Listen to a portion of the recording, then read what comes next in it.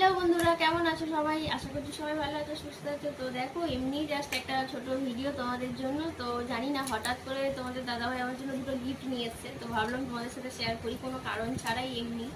তো এই যে একটা হলো হেয়ার ব্যান্ড। তো দেখো, এই যে কেমন লাগছে জানিও, হ্যাঁ।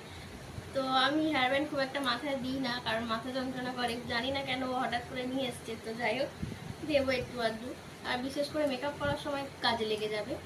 আর একটা গিফট হলো যে এই যে ফ্যানটা, যেটা আমার খুব কাজে লাগবে, ভীষণই দরকার ছিল আমার, কারণ আমার ভীষণ গরম হয়, মেকআপের পরে পুরো ঘেমে যাই আমি। তো এই যে, বাহ, কি সুন্দর ঠান্ডা বাতাস, মানে খুবই কাজের জিনিস হয়েছে এটা।